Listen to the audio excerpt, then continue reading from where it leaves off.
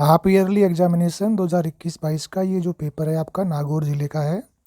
और ये आप सबको पता है कि एक बेहतरीन तैयारी के लिए हमें अभ्यास अधिक से अधिक करना चाहिए, क्योंकि आप सबको पता है कि practice makes man a perfect. Practice makes a man perfect. अभ्यास ही किसी इंसान को निपुण बनाता है।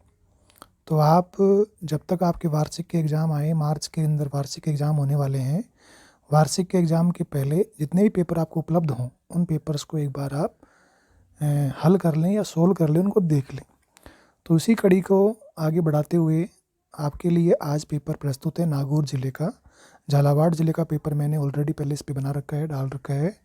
आप जय सर चैनल को सब्सक्राइब करके उसके अंदर जा सकते हो और वहाँ से उस पेपर को सोल्व कर सकते हो और उसकी PDF भी डाउनलोड कर सकते हो। चलिए आज शुरू करते हैं नागौर ज़िले का हाफ ईयरली एग्जामिनेशन 2021-22 का 10वीं क्लास का इंग्लिश का पेपर। सबसे पहले आपका पैसेज है, तो पैसेज ये अच्छा पैसेज था ये। कुछ लोग तंबाकू चबाने के शौकीन होते हैं, तंबाकू और पान चबाने के शौकीन होते हैं और वे थूकते हैं इधर उधर, ऐसा कोई पैसेज था ये। इसका पहला प्रश्न है आपका, who spoil the train bus. Train को और बस को कौन बिगाड़ते हैं? तो बिगाड़ते हैं passengers. For whom is the statutory warning written, तो ये लिखी जाती है स्मोकर्स के लिए। स्टेटरी का होता है मतलब वैधानिक, वार्निंग चेतावनी। वैधानिक चेतावनी किसके लिए लिखी जाती है? तो वो लिखी जाती है स्मोकर्स, धूम्रपान करने वालों के लिए। बीटल चबाने वाले लोग और तंबाकू चबाने वाले लोग क्या करते हैं? वो थूकते रहते हैं। They spit and spit here and there. तो ये आपका जवाब हो जाएगा यहाँ पर। Find the word from the passage which mean. अब देखो ये वर्ड है ना, इस प्रकार के वर्ड आपको बहुत सारी हेल्प कर सकते हैं। ये वर्ड आपके एग्जाम में दोबारा देखने को मिल सकते हैं। तो ये शब्द बताइए कि डिसाइडेड बाई लॉ, कानून के द्वारा निर्धारित, उसे क्या कहोगे आप? तो उसे कहेंगे अपन स्टेटरी। स्टेटरी। तो ये जो वर्ड है आपको, इसका मतलब होता है डिसाइडेड बाई लॉ। ऐसे ही आपका दूसरा पैसेज आपका, Shivaji the great was very wise and brave king. और इस क्वेश्चन को हल करने के लिए आपको देखो पेपर में ये जो पैसेज था बड़ा ही शानदार पैसेज था, ऐतिहासिक पैसेज था ये। पहला क्वेश्चन आपका, वाट टाइप यानी कि किस प्रकार का राजा शिवाजी थे? तो वो थे वाइज और ब्रेव। कौन सा किला उनके लिए स्ट्रेटेजिक किला था यानी कि रणनीतिक किला था? वो था कोंडाना। शिवाजी कौन थे? शिवाजी एक मराठा किंग थे। How did Shivaji come out of the prison of Aurangzeb. Aurangzeb की जेल से शिवाजी बाहर किस प्रकार से आए? तो वो किस प्रकार से बाहर आए थे भाई? देखो यहाँ पर लिखा हुआ है, वैन जब औरंगजेब ने उनको इम्प्रिजेंट कर लिया था यानी कि जेल में डाल दिया था आगरा के अंदर, तो उन्होंने एक प्लानिंग करी, बहुत ही चतुराई से प्लान किया और वो भाग गए 1666 के अंदर। अगला क्वेश्चन आपका, शिवाजी ने क्या किया था अपने किले को वापस पाने के लिए? तो शिवाजी ने अपने किले को वापस पाने के लिए किया था, उन्होंने अपने जो मंत्री थे उनसे कंसल्ट किया और अपनी सेना को इकट्ठा किया और began to wrest fort after fort from the hands of Aurangzeb. इस प्रकार से पैसेज के क्वेश्चन है। सेक्शन बी राइटिंग का है आपका। इसमें एक लेटर है ये आपका, ये लेटर है आपका मित्र है कोई 10वीं क्लास के अंदर, वो फेल हो गया है, तो उसको आपको सिंपैथी लेटर लिखना है, सहानुभूति का पत्र लिखना है आपको। अथवा के अंदर ईमेल है आपकी, ईमेल आपको लिखनी है अपने पिता को, 700 रुपये मंगवाने हैं। फिर आपकी स्टोरी राइटिंग है, ये बेड कंपनी की कहानी है आपकी, और ये आपका पोल्यूशन का पैराग्राफ है। इसके बाद में ग्रामर के चैप्टर तो आपको निकालने ही चाहिए। Mohan always in the evening, इसमें पहचान देखो, ऑलवेज भी आ रही है, इन द इवनिंग भी आ रही है, ये सिंपल प्रेजेंट टेंस का वाक्य बन गया, तो इसके अंदर आएगा आपका प्लेज।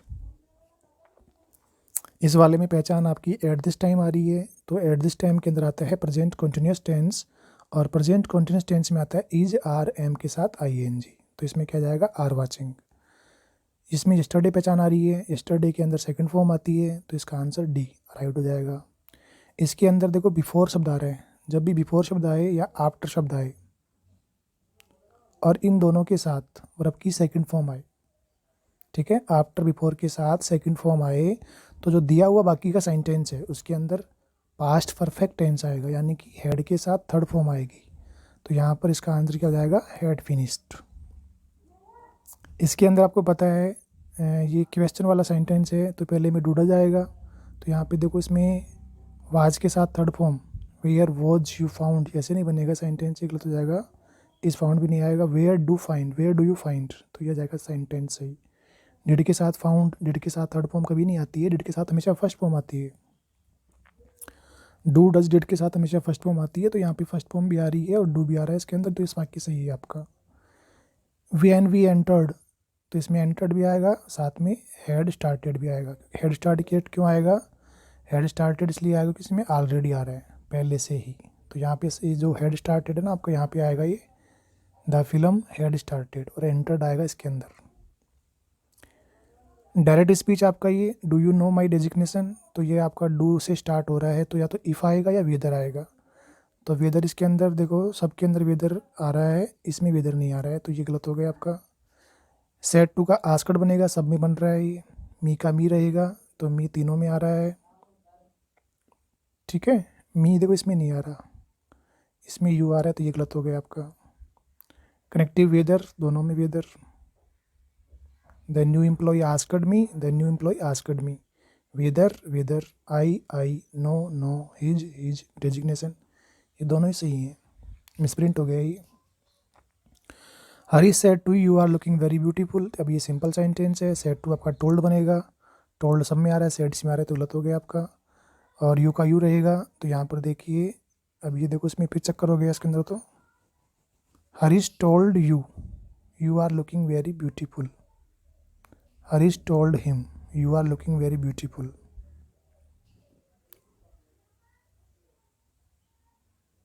तो इसमें देखो वाजवर बनेगा इज आर एम का, तो वाजवर बनेगा, तो इसमें इस तो आएगा नहीं, ये भी नहीं आएगा, और यहाँ पर ये भी नहीं आएगा। यू सेकंड पर्सन है, वो आपका चेंज होगा। अगर इसने देखो यहाँ पर यू की जगह हिम को माना है, तो he was looking very beautiful, ये सही है।